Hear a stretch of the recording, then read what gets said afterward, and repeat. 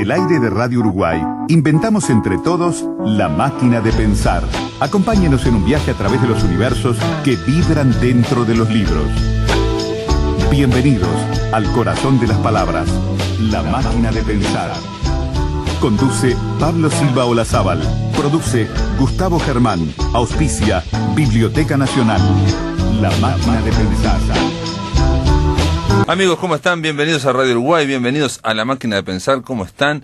Espero que estén bien abrigados porque una vez más nos equivocamos y el invierno volvió, no se había ido nunca, en realidad era todo una pequeña trampa para que creyéramos que en diciembre íbamos a pasar una Navidad, capaz que la Navidad va a ser blanca, no sé. Aquí, por lo menos en el centro de la ciudad vieja, hace bastante frío. Amigos, arrancamos con Juan Cora en controles de emisión, arrancamos con el flaco Germán en la puesta a punto, en una semana que viene dada por por el surtido, es una semana surtida, digamos, como en la panadería, cuando uno va a pedir bizcochos y te preguntan qué tipo de bizcocho querés, y vos lo mirás fijo a la cara y le decís, surtido, señor. Sí, puede ser. ¿Cómo le va a Mario Delgado Paraín? ¿Anda bien? Bien, bien. Uno de los mejores libros de cuentos argentinos de la década del 60 fue Juan Jacobo Bajarlía y se llamaba Caramelos Surtidos. Caramelos Surtidos se llamaba. Sí. Un gustazo de... ¿Cómo le va a Mario Delgado? Muy bien, Mario Delgado Paraín ayer presentó un libro que se llama Voces de Café Negro, que digamos, no está en la línea de los libros de ficción que has publicado últimamente, ¿no? Estamos hablando del Hombre de Bruselas, o de Vagabundo y Errante, o en fin, Terribles Ojos Verdes, No robar a las botas de los muertos. Ustedes ya lo conocen, Estado de Gracia, El Día de la Cometa, La balada de Johnny Sosa. Todos esos son, bueno, y después están los libros de cuentos que no los menciono, Canto de la Corvina Negra, y en fin, y otros como La Taberna del Oro. Ese fue infantil, del Oro en el hombro. Pero vos tenés, sería de periodismo, de reportaje. El anterior fue Tango del Viejo Marinero. Tango del Viejo Marinero, que no está acá, sin duda. Sí, El Hombre de Bruselas. El Hombre de Bruselas, el Tango del Viejo Marinero. Pero vos también tenés un libro de periodismo, de reportaje, lo mejor. Sí, hablar con ellos. Hablar con ellos, ¿no? Hablar con ellos. Hablar con ellos, que es un libro de reportajes, digamos, con un modelo tradicional de preguntas y respuestas, ¿no? Sí, me acuerdo. Que ahí recuerdo que estaba Marosa, por ejemplo. Estaba Marosa, Borges, Odulio Varela. Había una cantidad, había, sí.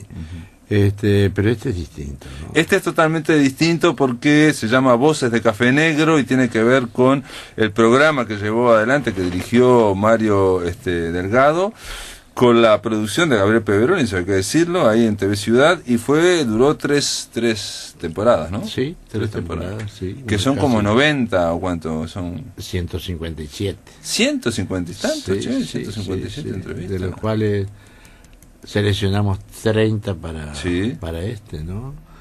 Por lo tanto hay unos cuantos que si afuera. Funciona. En realidad toda esta entrevista era para preguntarle ¿por qué no me incluiste a mí?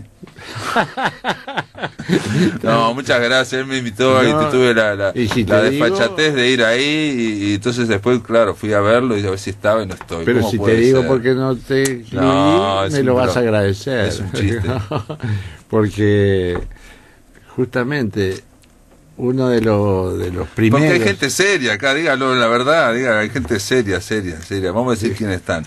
Por ejemplo, déjame decir, está Tomás de Matos, la primera entrevista, Washington Benavides, Numa Moraes, Teresa Porcecansky, Roberto Jones, Aldo Garay, el cineasta, que quizás no es tan conocido, Gabriel Pelufo Linari, que es el crítico de arte, ¿no? El teórico de arte, director de artes plásticas. Sí, de artes plásticas, director de Museo Blanes durante mucho tiempo. José María Baldía, ¿no? El tronco Baldía. Nano Fole, eso me llamó la atención, Nano Fole, periodista. Alcides Abella, de Banda Oriental, Fernando Cabrera, Iber Conteris, Claudia Mengual, Coriuna Aronian, Fernando Butazzoni, bueno, Carlos Maggi, Rosenkopf, Mariano Arana, en fin, termina con Ducho Feir, Milton Fornaro, Pepe Vázquez, Rafael Curto, así, bueno, ya está, digo, hay muchos más, digo, ¿no? Pero entonces, no son, porque esto cuando arrancó en principio era, ¿no? El Café Negro no era más bien de escritores.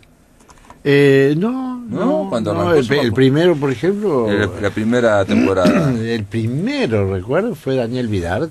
Ah, Daniel Vidart, antropólogo. Sí, bueno, sí, ¿no? sí. Pero bueno, está también, sí, escritor. Y Daniel Vidart, cierto. Daniel sí, Vidart. sí, Ahí sí. en... Teresa Porcekansky, me acuerdo, claro, una vez. otra antropóloga. Pero eso y también fue la escritora. primera temporada, ¿o no? Sí. En realidad, lo que intentamos fue hacer, digamos, desfilar ante la cámara a aquellos protagonistas de la década del 60, ¿no? 50, 60. Uh-huh. Pero lo que tienen en común todos esos que vivieron, se formaron, desarrollaron su creación y su pensamiento en las décadas del 60, 70, 80, claro. ¿no? Es lo que tienen de común Uh-huh. entre ellos. Después tienen distintas disciplinas, digamos, ¿no? Sí, pero... Hay muchos escritores, pero también hay músicos, bueno, hay cineastas. Claro, pero todos fueron afectados, te diría, por dos hitos históricos, que para bien o para mal fueron determinantes, ¿no? El primero fue la dictadura militar, ¿no? Con todo lo que eso encierra, ¿no? La persecución, la prisión, la tortura, el exilio, ¿no? Y el segundo hito histórico, la apertura democrática, ¿no? Con todo lo que también eso encierra. Sí, lo que significó para todo, Uruguay. Sí. Todo el proceso. Para todo el Cono Sur también, fue un proceso, claro. No fue un proceso fácil, ahora, digamos, uno lo ve de lejos y eran democracias realmente... como se dijo en su momento, tuteladas o parciales, claro. digamos, había una cuestión ahí media... no fue una cosa fácil. No, digamos, ni cosa que se parezca, por ejemplo, sí. a los creadores... Digamos, se negaba en ese momento, decía, estamos en democracia, pero en realidad, digamos, era vigilada, en fin, ¿te acuerdas que había toda una serie de cosas? Claro, pero está todo el proceso de reconstrucción psicológica, individual y social, ¿verdad? Porque todos fuimos lastimados por ese terrible proceso, ¿no?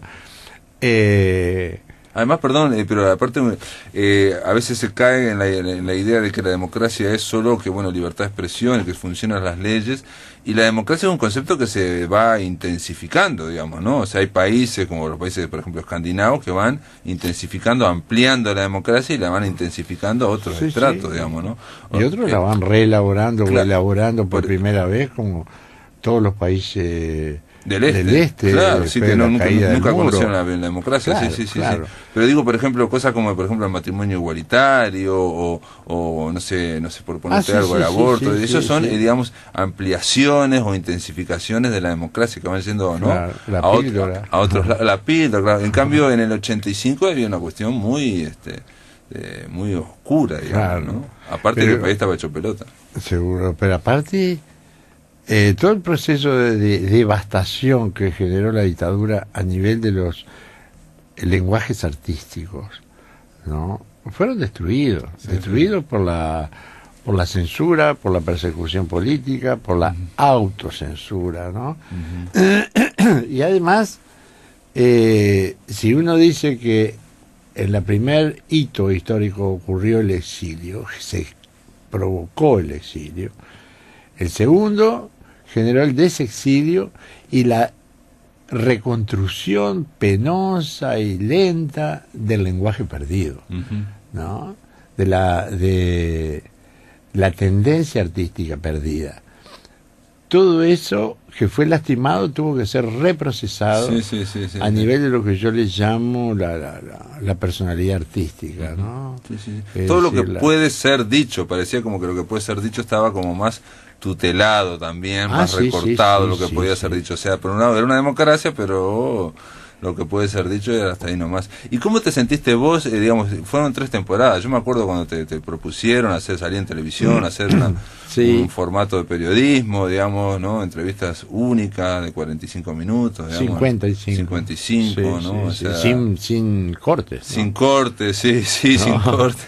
Entonces se trataba de preparar intensamente durante la semana el encuentro, que no tuviese el aspecto de una entrevista tradicional, ¿no? Al principio la idea era en boliches de Montevideo, después lo pusieron solo en estudio por una cuestión de funcionalidad por un lado, claro. y segundo porque no era fácil que un bolichero cerrara el bar por 4 horas, por 3 horas, para que instalasen allí la iluminación. Sí, aparte hay un cable. control de iluminación ahí en un estudio claro. que ya está todo previsto, digamos, ¿no? Exactamente. Y las cámaras que se mueven también, digo, cosas que no eran... Sí, los rieles de las cámaras. Los rieles, claro, todo eso ¿no? está en el estudio, está previsto, claro. No, fue un proceso...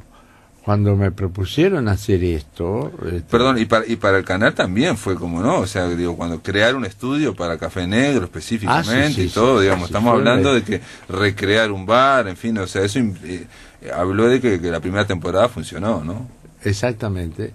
Eso implicó un despliegue técnico, yo diría que excelente, notable. El equipo es una maravilla, ¿no? Camarógrafo, apuntadores, maquillaje, ¿no? Todo eso, ¿no? Que para mí era absolutamente novedoso, ¿no? Y es más, tuve muchos reparos en iniciarlo y bueno, vamos a probar 3, claro, ¿no? A ver si lo sobrevivimos. y progresivamente... Después agarraste oficio. Después cuando me invitaste a mí, ya la hacías no solo de taquito, sino que terminaba y hacía la introducción y todo. Es bueno que lo digas, sí, yo te pregunto, ¿te cansaste? No, salió muy bien, sí. Porque se trataba de que, en función de de la información y conocimiento que uno tenía del otro, uno tiene un esquema mental de principio, desarrollo y desenlace de la entrevista, ¿verdad? Entonces, que eso siguiese rigurosamente un orden que no se notara, ¿no? Sí, no, claro, con eso. Y el tema de pasarlo al libro es otro salto, porque yo esperé o pensaba que iba a ser las entrevistas, bueno, tipo pregunta y respuesta, igual la desgrabación y toda la afinación, llevarla a texto, lleva un gran trabajo. Pero no, optaste por otro formato que me parece que es más complejo todavía, que es el formato reportaje, ¿no? Donde no hay preguntas y respuestas, sino, digamos, el entrevistado sí va hablando, ¿no? Y hay una introducción, y ahí el narrador, el periodista también se va mechando, ¿no? Incluso vos vas mechando hasta recuerdos tuyos, incluso, ¿no? Claro, no tenés más remedio, porque hacerlo en tercera persona me parecía una farsa, ¿no? Como si yo fuese el observador de un encuentro entre dos. Era muy conflictivo hacerlo, ¿no? Sí, vos ahí estás contando cosas que tienen que ver con el entrevistado. Claro, de hecho, cuando Claudia Garín, la directora del Planeta, me propone hacer esto, yo le dije, ni loco, ni en la segunda reencarnación lo haría. Sí, es un trabajo importante. Porque desgrabar y empezar con las primeras construcciones, no podía. En el año 2022 lo terminaría con suerte. Pero afortunadamente me encontré con una persona a la cual yo quise mucho, quiero mucho, y lo admiré mucho y aprendí mucho de él, que es Andrés Falca. El periodista. Sí. El periodista, secretario de redacción, publicista, redactor publicitario brillante. Y cuando me preguntó en qué estaba y le conté esta propuesta, me dice, qué maravilla, yo quisiera ayudarte. No puede ser. Entonces él hacía todo ese trabajo de encontrar los primeros, ¿cómo te voy a decir? Los primeros esbozos de un lenguaje. Porque pasar del lenguaje televisivo al escrito, a partir de esas entrevistas, el lenguaje es muy complejo por la sencilla razón de que tenés que capturar la atmósfera de la entrevista. Sí, claro, no se puede poner, digamos, las mismas palabras exactamente, capturarlo, pero aparte si pones solo las mismas palabras, eso normalmente no lo sabe la gente se cree que es desgrabar y nada más, baja el nivel de la conversación. Claro. O sea, porque en literatura y en periodismo, si vos podés decir lo mismo en vez de 2 frases en una, es mejor para el lector y es mejor para el que lo dice. Clarísimo. Y eso hay que hacerlo, digamos, si no, para que gane un poco de intensidad, digamos, ¿no? Sí. Y a medida que yo iba recibiendo toda esa materia prima con un valor agregado primario, y después le diste forma también al reportaje, porque digamos, o sea, de la entrevista esa de 55 minutos sacaste lo que no pusiste todo y parte como termina. Yo quiero hablar un poco de la de Tomás de Matos. Termina así. Yo no lo vi esa, lo voy a ver ahora porque quedé muy enganchado, digo, porque culmina la entrevista, tu reportaje lo haces culminar con una anécdota de él que le pasó en México, que me lo había contado, él había contado varias veces, de que le dio una especie de soponcio por el calor, por una serie de cosas. Sí, un ataque al corazón. Sí. Se ligó 2 stents por ese ataque. Y lo llevaron, pero era en el Museo Arqueológico, Antropológico. Museo Antropológico de México, que se caracteriza por tener pensamientos de los aztecas, muy primitivos, poemas extraños. Y a él lo agarraron en una silla de ruedas y lo sacaron con sí, pero entra cuando eso está entrando a la tierra de los muertos. Y aparte lo van llevando, pero culmina así el reportaje, ¿no? Lo van llevando con esa silla de ruedas y él va viendo, dice, yo estaba medio inconsciente y no sabía que para cortar camino me llevaron atravesando un oscuro y enorme salón, donde estaba el depósito de huesos del Centro de Investigación del Museo Antropológico. Lo que recuerdo es que se me iban apareciendo infinidad de cajones de verdura, llenos de húmeros, tibias, fémures y costillas, en un ambiente presidido por un gran poema que más o menos preguntaba a quien lo estaba leyendo, es decir, a mí, ¿solo así he de irme? Como las flores que perecieron, nada quedará en mi nombre, nada de mi fama aquí en la tierra, al menos flores, al menos cantos, una leyenda seguramente concebida por un pensador azteca, lo peor de su depresión. Ahí está el pulso también de Mario Delgado Paraín, ¿no? Aquello fue una visión anticipada, el que está hablando es Tomás, aquello fue una visión anticipada como un adelanto del gran misterio del que por lo menos ya conozco un rigurosísimo sentido del orden clasificatorio, ¿no? Por los huesos. Y con Tomás, el hombre más fácil de querer que he conocido, como lo habíamos hecho muchas veces, esa tarde nos reímos juntos. Pero digo, culmina así el reportaje, vos lo hiciste culminar, sí, también. Sí. Sí. Lo voy a ver igual, está en YouTube, se puede ver, ¿no? De la misma manera, el libro termina con un reportaje a Ducho, la entrevista con Ducho, ¿no? Y donde el final, justamente, yo me acordaba de que ella alguna vez me había comentado de el asombro que le había generado la poesía de Humberto Megues, ¿no? Entonces yo le pedí a Ducho si te animabas a recrear aquel momento en que lo reivindicaste cuando te dieron el Florencio y el jurado le permitía a cada uno de los premiados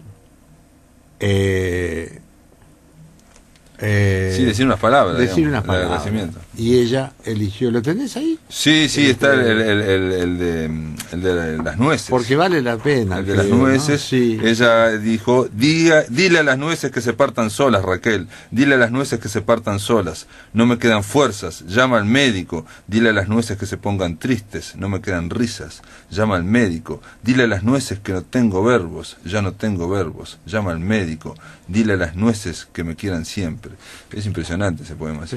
Aparte tiene que ver con la salud de Humberto Megues, que murió muy joven. Se lo dijo a Raquel antes de morir, un ratito antes. Sí, a Raquel, la viuda. Y mira cómo termina. Y dice Ducho, cuando terminé, y digo, dice Ducho, pero lo escribe Mario Delgado también, ¿no? Cuando terminé, después de un imponente silencio, recibí la estatuilla, y al salir me paró la viuda de Megues en un mar de llanto, me abrazó y me dijo, qué lástima que Humberto no pudo imaginarse lo que usted hizo esta noche. Ese fue el mejor premio que me han entregado hasta ahora. Muy bien. Después de la pausa seguimos aquí, amigos, aquí en La Máquina de Pensar, conversando con Mario Delgado Paraín sobre Voces de Café Negra, editado por Planeta. En el aire de Radio Uruguay, La Máquina de Pensar.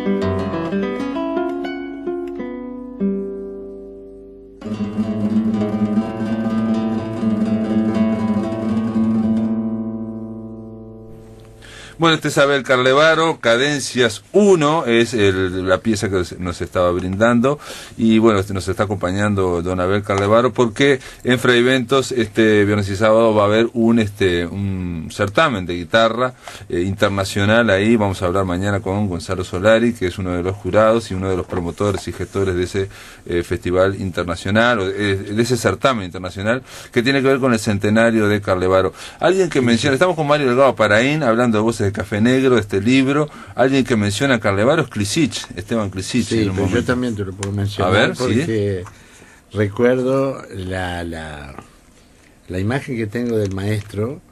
Es cuando se cumplieron los 500 años del pasaje de Cristóbal Colón por América, ¿no? Sí. Otros le llaman el descubrimiento. Sí. Entonces se hizo un festival de teatro en España, tratando de reanudar lo que había empezado Margarita Xirgu en el viejo teatro romano que se conserva intacto. ¿En dónde? ¿En Sagunto no? No, caramba. En Segovia, ¿no? No, viene a ser cerca de Cáceres, Mérida. En Mérida. La ciudad. Sí, la ciudad de Mérida, romana. Mérida, Sí, donde iban los generales romanos a descansar después que se jubilaban. Y Margarita inauguró ahí el primer festival de teatro grecolatino, y pero es un escenario impresionante. Y sobrevino el franquismo, y Margarita lo tuvo que interrumpir y se vino a Montevideo. En el año cuando se cumplen los 500 años se produce la resurrección, digamos, de ese teatro. Y entonces yo estaba en la Dirección de Cultura de la Intendencia, y ahí acompañé a la Comedia Nacional a representar las troyanas allí. Y el homenaje a Margarita con el elenco de la comedia que ella había fundado, sí. junto con la EMAD, ¿no? Y después fuimos a Sevilla al festival, y allí fuimos con don Abel, el gran maestro, ¿no? Yo nunca vi aplaudir a nadie de la forma que lo aplaudieron a él, ¿no? Pero no sé si eran 1.300, 1.500 personas los que habían en ese anfiteatro ahí, todos de pie. Y don Abel, que un ratito antes casi se había dormido sentado esperando, se despertó y parecía un adolescente. Levantaba los puños cerrados, como festejando con el resto del mundo, ¿no? Una cosa maravillosa, ¿no? Y ese es el recuerdo que tengo de él, ¿no? ¿Y estuviste con él? ¿Hablaste con él un poco? Estábamos juntos en el mismo hotel y todo eso, ¿no? Era muy amable, ¿no? Aparentemente era un tipo muy amable. Amable, alegre y muy culto, ¿no? Acá Clisich dice: Abel Carlevaro era un viejo increíble, era un noctámbulo empedernido, el que siempre se reunía de madrugada con Atilio Rapat y otros guitarristas en un boliche de la Guada, donde jugaban al billar, pero a las 10 de la noche bajaban las cortinas y comenzaban a darle a la guitarra, jazz, tango, clásica. Había eruditos mezclados con gente que ni sabía leer música y que igual se tocaba todo. Por allí anduvo un Daniel Viglietti muy joven. Bueno, esto es parte. Algo que quería decir antes que se me pase es que el retrato que haces en el reportaje de Tomás de Matos está impresionante, porque es muy cortito y está ahí todo bien dibujado. Después hacer un retrato, el segundo es de Bocha Benavides, donde ahí surgen... No sé si te diste cuenta, están los tres juntos, Tomás, de Tacuarembó y Numa. Y Numa. ¿No? Entonces como que recrean un poco la atmósfera de ese del Círculo grupo, Benavides, el grupo de Tacuarembó. Él decía el Círculo Benavides, decía Tomás. Y ahí hay un detalle que dice el Bocha Benavides, que capaz que ya se dijo, pero a mí me llamó la atención, nunca lo había oído. Habla de Darnoyans y dice que Darnoyans, como escritor, tiene cuentos que escribió en Praga y que alguna vez habría que publicar. Exactamente. Eso me sorprendió, porque que haya inéditos textos, me sorprendió. Era un escritor formidable. Él era corrector, como vos mismo lo mencionás, ¿no? Sí. Era corrector Un gran conocedor de la semiótica, del lenguaje, de la construcción del lenguaje. Sí. Él me corrigió la balada de Johnny Sosa. Sí, De era, punta a punta, era ¿no? corrector de, sí, yo me acuerdo de posdata. Todavía me acuerdo de Johnny quería cantar, tenía una inflexión de la voz que dice Darno, esa es la U oscura. La U oscura. Otro detalle que digo, son pequeñas cosas que a mí me sorprendieron, por lo menos. Ducho Fer dice, por ejemplo, que en España, en el exilio, grabó con Alfredo Citarrosa, alternamos canciones y solo de guitarra, ¿no? En un teatro del Ángel, ¿no? Ese espectáculo se grabó, ¿no? O sea, Citarrosa y Ducho Fer, poesía y música. Y sé que el disco aún se vende en el Corte Inglés. Nunca, en cambio, conseguí la autorización para sacarlo acá. Que, ¿no? Es sorprendente, ¿no? Sí. Porque eso podría ser. Yo creo que una de para sacarlo los acá, aspectos ¿no? positivos justamente que tiene este conjunto de entrevistas es la cantidad de cosas que se ignoran y que se pueden realizar, ¿no? Que se pueden reflotar, como esa que acabamos de decir. Claro, por ejemplo, ¿no? digo, sacar, digamos, institucionalmente, ¿no? Un disco que traiga a Citarrosa y a Ducho en un teatro, ¿no? Porque ella cuenta ahí muy bien cómo ella era actriz y no quería ser tanguera, no quería que la encasillaran con el tango, y poco a poco se fue, y Onetti le gritaba, Sur, cantá Sí. Sur, por favor. Cantá Sur, piba. Nena, el Sur, nena. En Es fin. maravilloso eso. Y esa recreación que hace cuando yo le inicio, me parece que inicia así la entrevista con ella, es qué influencia tienen los vecinos en la formación de la niña. Sí. ¿no? Y ella dice... Habla de Menchi Sabat, que era su vecino, Claro, y después sí, que ella tenía sueños y que los había anotaba. soñado jugando, sí, era la Rayuela, ¿no? estaba Menchi Sabat, ella y Rafael Alberti, que Exactamente. también fue vecina de ella, En Madrid. vecino de ella allá en Madrid. Y en ¿no? su sueño aparecían los tres juntos. Sí. ¿no? Y dice que se lo contó a Rafael Alberti. Sí, dice que se quería ir a reía jugar a la Rayuela, a la Plaza Mayor ahí de Madrid. No, es sorprendente, digamos, los vínculos, ¿no? Lee un poema, por ejemplo, cuenta esto, que Rafael Alberti un día vino contentísimo, o digamos, porque había recibido un poema de un gran poeta que era el Bocha Benavides. Y se lo recitó de memoria. ¿no? Le recitó un poema del Bocha de memoria. ¿no? Es una cosa fascinante, ¿no? Porque la forma que tenía ella de recrear sus episodios de su vida, como con Carlos María Gutiérrez, por Claro, ejemplo, sí, una voz. Ahí vos también me echás recuerdos tuyos, Sí. ¿no? Que yo ya te los he escuchado en otros lados, en otras veces, pero los me echás. Con Tomás también me echás recuerdos tuyos. Por ejemplo, un detalle que me llamó la atención, que yo no conocía este recuerdo de Tomás, digo porque que tiene que ver con el perfil. Hay que leerlo porque son 4 páginas y está todo Tomás de Matos ahí. El de que él era hijo único, nieto único, sobrino único, y que el padre era médico, y obviamente él tenía que ser médico. La escena esa. Y esa escena que está brutal. Cuando el padre... A los 10 años le dice, vení conmigo, así, para ¿no? realizar una sangría. Así vas a aprender, y dice que sosteneme la palangana, y le dice a una persona que estaba con pleura en los pulmones, no sé qué, ¿no? Sí, sangre. Entonces caía a borbotones, la sangre iba llenando, y bueno, vaya y vacíe la palangana afuera, le decía el viejo, y él volvía otra dice, vez. una noche me pidió que lo asistiera en una sangría a un hombre que agonizaba por un edema pulmonar, ¿no? Él tenía menos de 10 años. Durante interminables minutos permanecí, dice Tomás, aterrorizado, sosteniendo no sé cómo la palangana hacia donde caía la sangre a borbotones. Cuando el recipiente se llenó, me indicó que lo vaciara ahí nomás. Y eso hice 3 veces, hasta que el tipo reaccionó. Mi padre, tan ensangretado como yo, pero orgulloso y satisfecho por haber arrebatado una vida a la muerte, me pasó la mano por la espalda y me dijo, hijo, has visto actuar a la medicina. Jamás le dije que aquella presentación tan sanguinaria me alejó definitivamente de una profesión por la cual nunca sentí inclinación. Es brutal. Pero sin embargo, después él mismo, cuando va hablando de los personajes históricos de la novela, está hablando de una cuestión media de investigación, ¿viste? El perfil del personaje, que no, en la construcción, Claro. el desarrollo de una personalidad. Lo que Varela. pasa es que él, por ejemplo, usó como fuente de creación y de reflexión a su experiencia como penalista. Como penalista, sí. Entonces muchos de sus personajes están recreados en lo que tiene que ver con su construcción psíquica, de personajes reales, ¿no? Sí, él te lo dice, él conoció a muchos homicidas, dice, son como vos y como yo, una ínfima parte están arrepentidos, sí. La mayoría...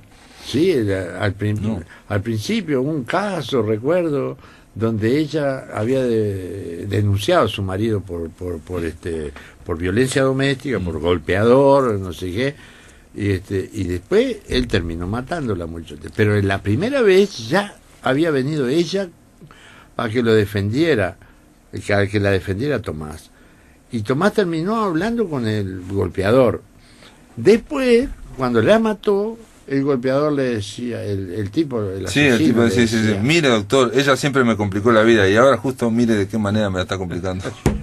¿Te das cuenta? Brutal. Y ahí otra dice, y la otra cara de la pasión, dice Tomás, la mujer del asesino del amante, o sea, el tipo que mató al amante, ¿no? Que me insistía en la necesidad de sacarlo de prisión, porque pobre, al fin y al cabo se portó muy bien, me eligió a mí. Impresionante. Y Tomás lo contaba con una naturalidad. Sí. No, pero ahí hay una cuestión, ¿no? El tipo de Dostoyevsky, ¿no? De ver el alma, ¿no? Tal cual. Lleno de... ¿Ve? Esa es una de las cosas que Tomás siempre quiso, que era escribir la novela de Dostoyevsky, ¿no? Se lo conocía del derecho y del revés. Sí. El personaje de Dostoyevsky, enfocarlo como enfocó a Varela. Sí. Él quería...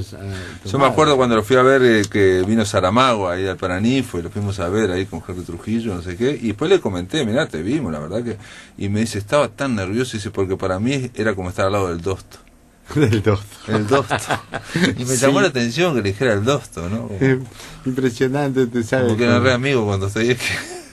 Pero date cuenta que tuvimos algunas oportunidades increíbles. Cuando fuimos juntos a Berlín,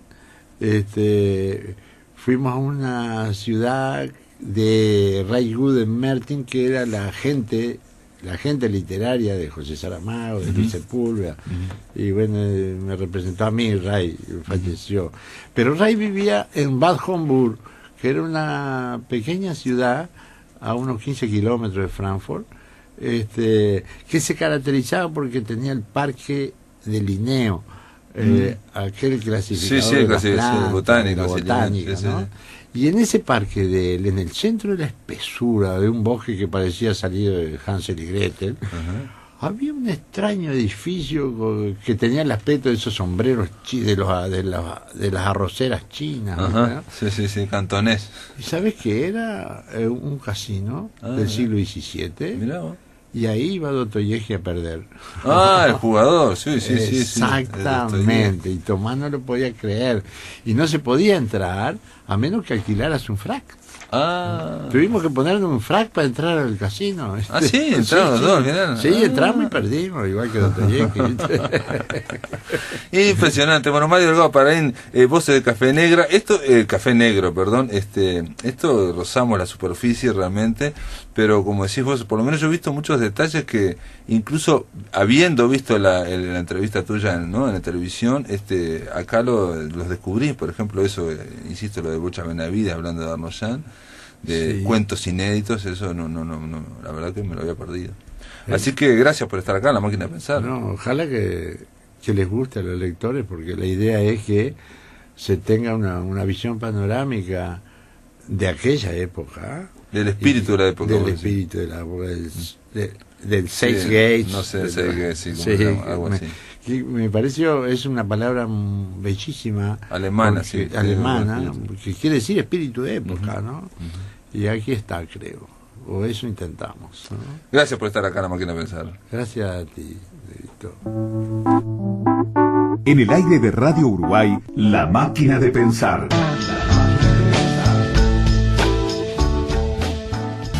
La ventana indiscreta. La poesía escrita con la luz y el sonido, clásicos del séptimo arte y los mejores directores de cine según Roberto Aprató. Bienvenidos a la primera fila de La Ventana Indiscreta.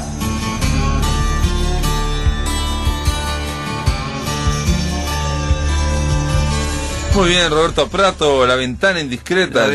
Llegamos al final de este año, esta columna llamada La Ventana Indiscreta. Vamos a cerrar la ventana. Vamos a cerrar la ventana. Sí. Año intenso, ¿eh? Sí, un año intenso. Entró sí, todo por esa ventana, ¿eh? No, pero si los creadores que pasaron por esta ventana Sí. dan Y para... se podría hacer otro año más, no te digo de hacerlo, pero digo, quedaron afuera un montón, porque según mi recuerdo fueron Sí. 16, 16. ¿no? Creo que sí, que fueron Sí, sí, 16. no, yo no me preguntes a mí, que me voy a acordar, es imposible que yo me pueda acordar. Sí, fueron 16. Ujú, Por orden alfabético, Alman Antonioni, ujú. Víctor Erice, Ujú. Fabio, Leonardo Fabio, sí. Werner Herzog, Alfred Hitchcock, Ujú. Kiarostami, Kubrick, Jerry Lewis, que fue el primero, Sí. Mike Lee, el inglés, David Lynch, Nanni Moretti, Polanski, Romer y Wells. Entre muertos y vivos, Impresionante. 16. A Prato lo dijo todo de memoria, no Sí, trae un solo sí. papel acá. Lo ordené por orden alfabético. Sí, está. sí, sí, pero igual No hay sé, que creo aprenderse que no de se me memoria. escapa ninguno. Fueron 16 entregas que me llevaron mucho trabajo y me dieron mucho placer. Ujú. Porque vi un montonazo de películas, algunas que ya había visto, pero muchas, creo que más, que no había visto nunca, ¿no? Bueno, ahora está esa facilidad también que antes no Sí. estaba, ¿no? Digamos, de que si uno si quiere ver sobre todo estos clásicos, es más fácil verlos, ¿no? Por lo menos. ¿Y antes cómo hacía? Antes era... No, antes había que esperar que pasaran por Cinemateca. Exacto. Y esa semana, esos 2 días, ¿no? Y tenías que tener suerte y ganas de ir a verla en ese momento y Claro. acordarte de la tarea de un crítico de cine. De todas formas, tiene un encanto eso también. Ay, por supuesto. O sea, eso tiene su intensidad y alguien dijo, un crítico, un teórico español, Sánchez Ferlosio, él decía que ir al cine, la Sí. gente decía, vamos al cine y después elegir la película. Oh, sí. Y está muy bien esa idea, porque es que el cine es lo que engloba todo, entonces Sí. uno te hace la decisión, vamos al cine y después entonces fijás en la cartelera y buscas la película.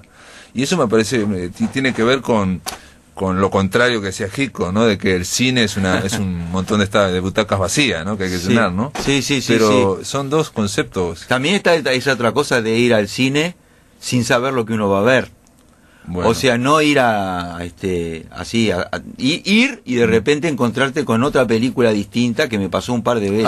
Bueno, que en es una Cinemateca experiencia sí, rara. que era un azar, un albur, sí, en Sí, ese que sentido, no sí. pasaba en esa, o que uno se había equivocado Sí, de sí, día, o la cambiaban, o sí, que sí. la habían cambiado y fueron, Sí, por lo sí, general, sorpresas muy buenas. Sí, Cinemateca no se preciaba, digamos, por tener mucha amabilidad con el usuario. O sea, si pasaba algo, tomá, es esta la que hay. Es esta. Es esta. Sí, sí, Tómalo, sí, sí. déjalo, y bueno, siempre se lo tomaba, ¿no?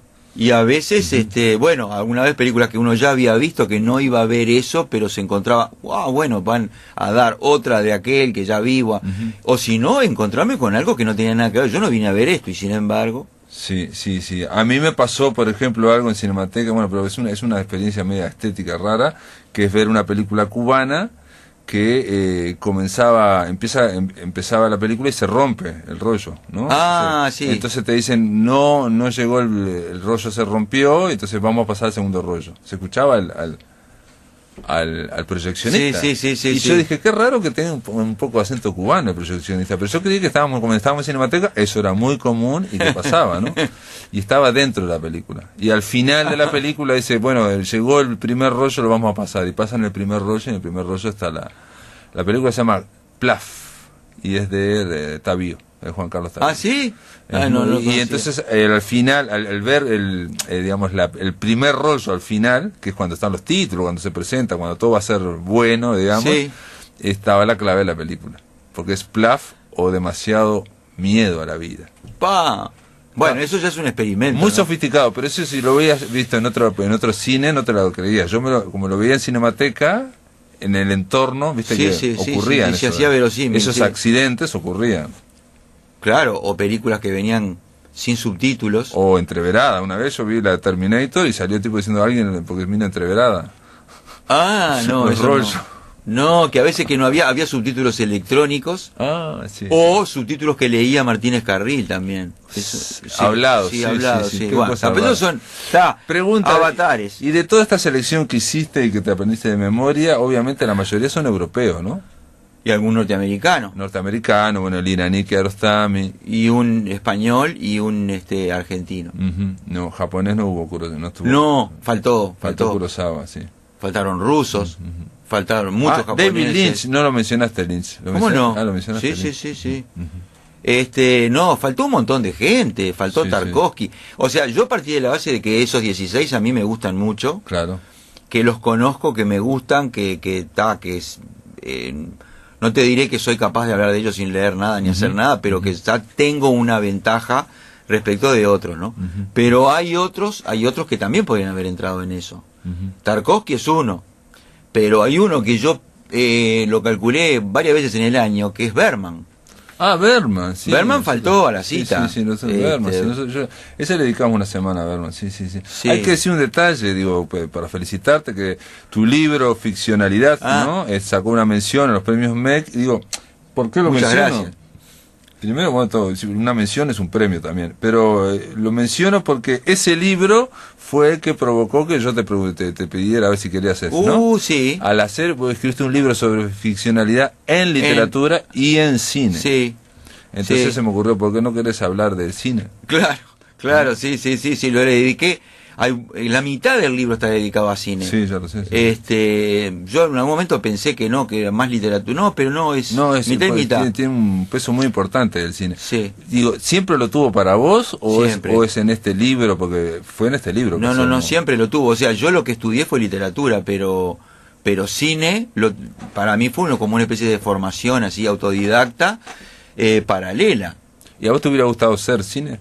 No. ¿Hacer cine? No. Escribir guiones y dedicarme a eso probablemente sí. Pero está bien. Es decir, lo que... No, te digo porque viste que es muy común en Uruguay. Bueno, muy común. Yo lo vi por lo menos en 3 o 4 escritores. Ahora en memoria estoy pensando en Henry Trujillo, en Lebrero, en otro más. Que decían que queríamos hacer cine, nos encantaba, pero como en Uruguay no había cine, hicimos literatura. Sí, hay toda una parte técnica ahí que yo no la siento. He formado cineastas claro, como docente como docente CURE, ¿no? en la Católica, ¿no? En la Católica. En la Católica. Todavía ahí no, en Bellas Artes todavía no. Pero en la Católica sí, claro, formé muchos, pero pues yo los admiro porque son capaces de hacer un montón de cosas que yo jamás haría. Pero de todas formas, te pregunto una cosa, porque una vez también Lebrero me lo comentó, de que para él decía que la narrativa literaria y la de las películas era muy similar. Sí, sin duda. Y te digo, uno ha aprendido del otro, ¿no? O sea, la literatura, el cine aprendió de la literatura de entrada, pero después se retroalimentó. Y ahora ya hay un diálogo permanente, o sea, una técnica que aparece en un lado aparece en otro, y son productos híbridos, ¿no? Claro. Tienen mucho de literatura y mucho de cine. Otro que estuvo por acá fue Antonioni, que vos lo trajiste. Yo me acuerdo que a mí que no me gusta mucho, pero se decía que Antonioni era, lo dijo Bertolucci, creo, que Antonioni puso en cine cosas que se leían en literatura. Sí, es verdad. Primero, ¿no? Es verdad, lo mismo que Berman. Hizo cine, pero sobre la base de la literatura, que sabía mucho, pero sobre todo teatro. O sea, meten otras artes ahí adentro, ¿no? Claro. Es la idea también de que el cine como absorbe todo, ¿no? Absorbe todo. Sí. Y quizás la novela también, ¿no? ¿O no? ¿Qué? Absorbe todo, digamos. Sí, puede claro. absorber de todo tipo de... Y a esta altura, se puede determinar que las novelas son una cosa muy inclasificable y que entre otras cosas se nutren de eso. O sea, está toda una generación, la mía, tal vez la tuya, están nutridos de ir al cine. Claro. Pero la que viene, la que no va al cine o que no tiene hábito, no tiene el hábito. No tiene hábito de cine ni de televisión tampoco. También va a aportar lo suyo a la literatura, porque eso que estás hablando, digamos, de que el cine absorbe cosas de la literatura o las recicla, y lo mismo la literatura, cosas del cine, que se daba obviamente a nivel de cine y de ensayo, digamos, por decir algo, ¿no?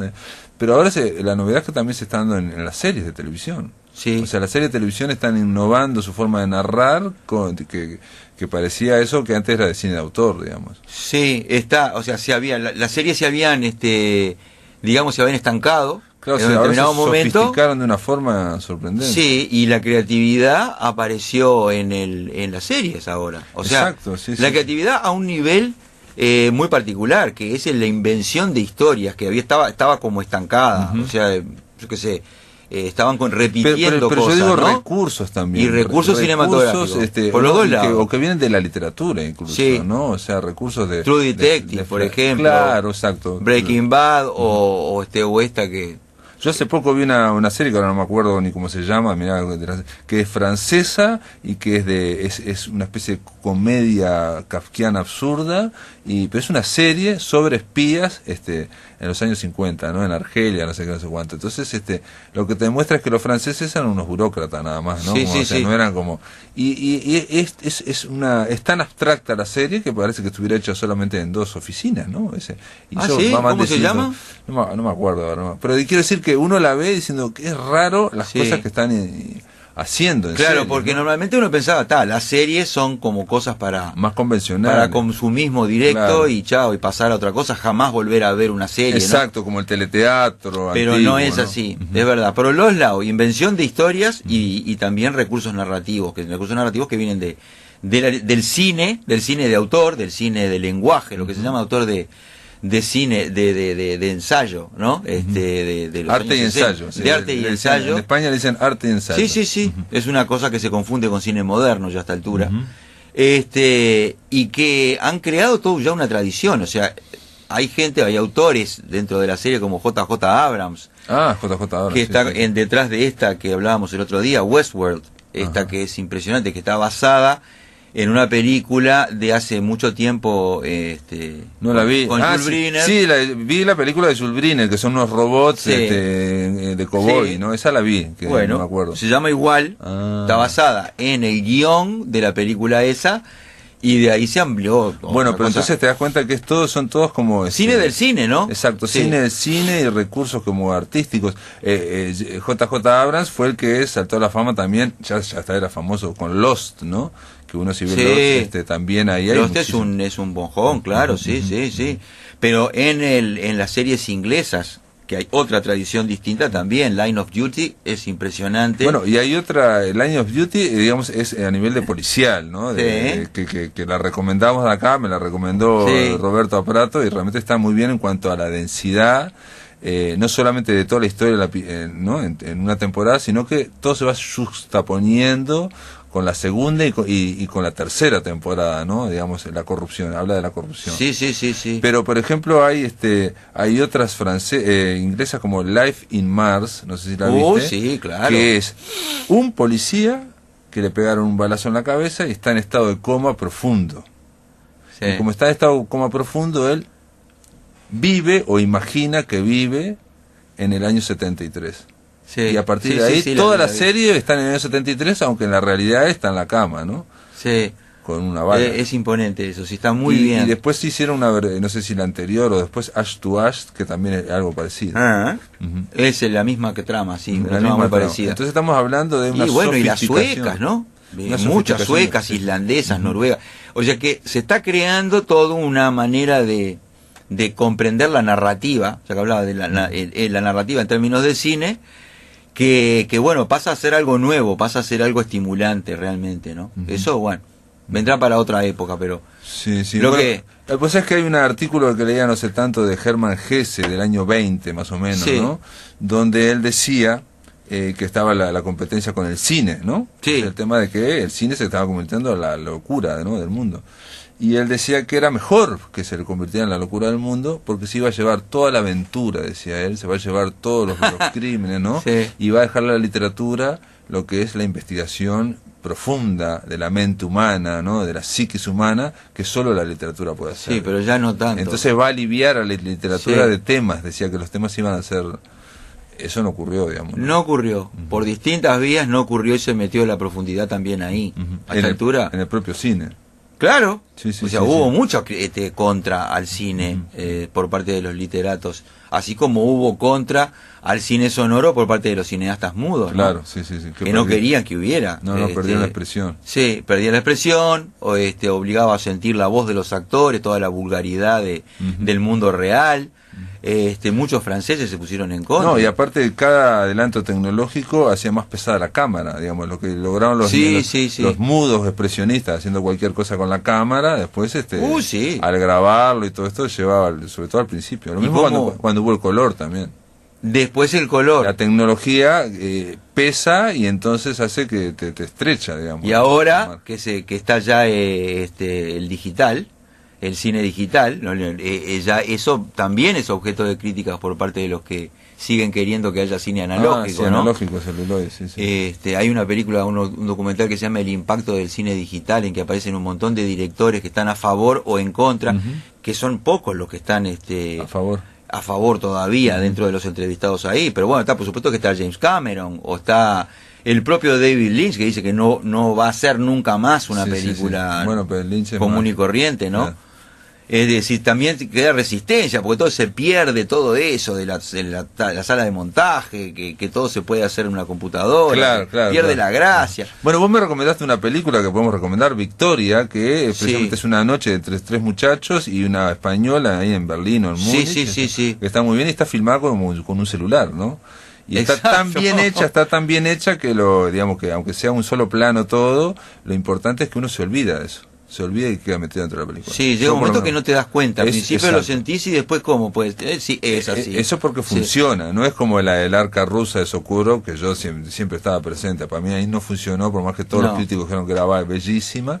En cambio en esta película, que es una película, digamos, que no es muy ambiciosa, digamos, pero te vas en una noche ahí, una especie de documental ficticio, ¿no? Sí, que te va metiendo de manera obsesiva, además, en lo que hacen los tipos, ¿no? Cada vez más pesado. Bueno, Roberto Aparato, gracias por haber estado acá en La Máquina de Pensar. Gracias a vos, una experiencia impresionante. La verdad que para nosotros también, y gracias por las recomendaciones. Ya inventaremos algo para que Aparato se dé una vuelta por La Máquina de Pensar. Se terminó La Máquina de Pensar. Mañana vamos a seguir a partir de las 19 horas. Vamos a estar con Gonzalo Solari, hablando del certamen internacional de guitarra a Don Abel Carlevaro. Y nada, ahora viene Visión Nocturna a partir de las 19 horas. Los espero aquí por Radio Uruguay. Que lo pasen muy bien.